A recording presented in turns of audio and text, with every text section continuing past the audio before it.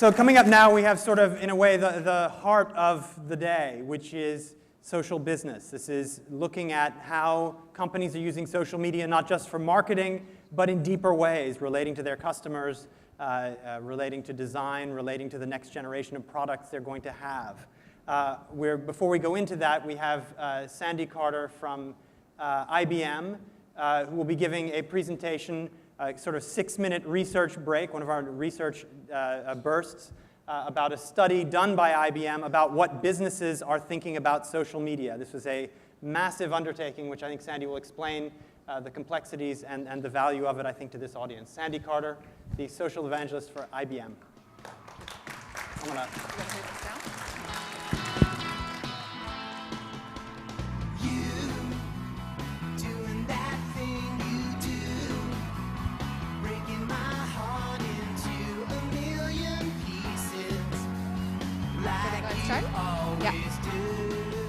Okay, good afternoon. My name is Sandy Carter, and while I'm not from Asia, I've been traveling around the world. I've covered about 68 different countries, and one of the things that I want to talk about today is that social is about business.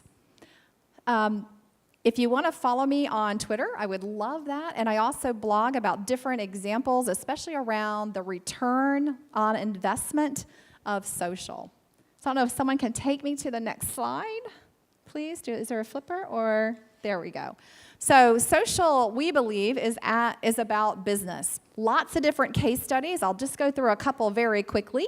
The first is the Hilton Corporation using social today to create a virtual concierge. When you go into one of the Hiltons, they'll provide you with a iPad, and you can connect virtually to the community in the hotel. And they found that those hotels that leverage this are seeing at least a 15% increase in client sat. I recently stayed at one, hooked up with a dinner group through that community that was staying at the Hilton, and ended up closing a major deal from that particular area. Second example is TD Bank, Toronto Dominion Bank. They're the 5th largest bank in North America. And they've been leveraging social in a lot of ways, but one example is to increase their employee satisfaction. And they've created a community called Wow Moments.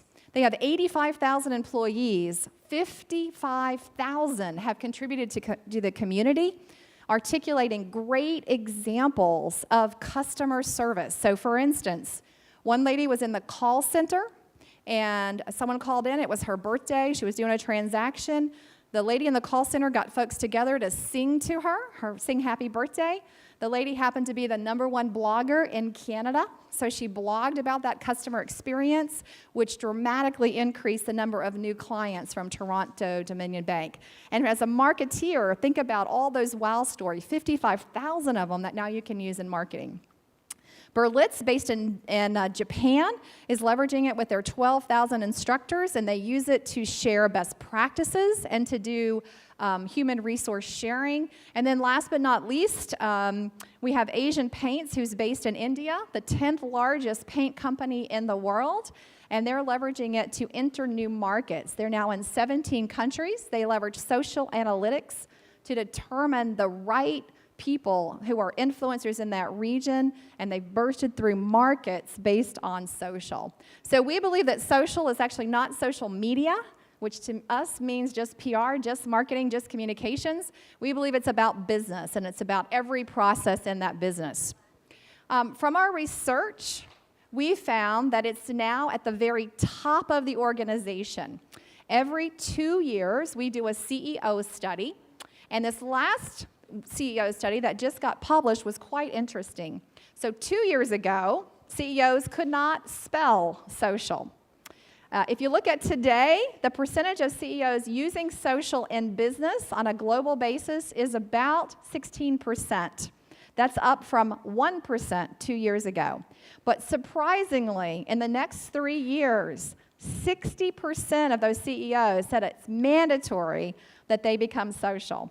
And on the right, another huge surprise. 2 years ago, social as a channel of engagement for clients in both B2C and B2B was 1% projected by CEOs. This study, 73%. And that's from CEOs, guys. That's not from chief marketing officers. So social is definitely invading business everywhere that we turn. And what we're seeing from that research is there are two primary entry points for businesses. The first is using social internally. And in fact, in 2011, for the first time, social used inside of a corporation outpaced social used externally, meaning that social embedded in supply chain, sales, in the way that you do procurement, in the way that you do recruiting, outpace social used to reach a customer set or in marketing. So two entry points. One is on activating that workforce, creating a smarter workforce. And the second is delighting clients, the two entry points that we're seeing in the marketplace. Again, number one, the highest that we see. Can you measure the return on investment? The answer is absolutely. So don't let anyone tell you there is no ROI of social. There is absolutely an ROI of social. It varies by business process. So we talked about social media being used in marketing. Well, social business can also be used in all processes. So this is a recent study that we did with McKinsey. McKinsey interviewed thousands of clients and found strong ROI. In fact, 90% of the companies had measurable return on investment. I'll just give you a couple of examples. First, 20% if you add social to customer service, increasing customer sat by 20%. If you add it to innovation or to the way you do product development, 20% more successful innovations. And then if you add it to HR and talent management, not only a 30% increase in efficiency, but a 15% reduction of cost because you retain your employees and you don't have to replace them. So powerful ROI. Again, don't let anyone tell you you can't measure the ROI of social. Now, we've also found from our research that the questions that we're seeing have changed. In fact, last year at the same time, I was here in Hong Kong, and people were asking me, what is social? Now people are asking, how do I become a social business? We found a methodology called the Social Business Agenda as a great way for companies to start that journey. One of the key questions on here is culture. Is your culture ready for social? My favorite saying is culture eats strategy for lunch. So if your culture's not ready for social, you won't be successful. So that was my 6 minutes. 6 minutes of social. I'd love, again, for you guys to follow me on Twitter, follow me on the blog. And with that, I'll turn it back over for our panel. Thank you guys very much. Thank you very much, Sandy.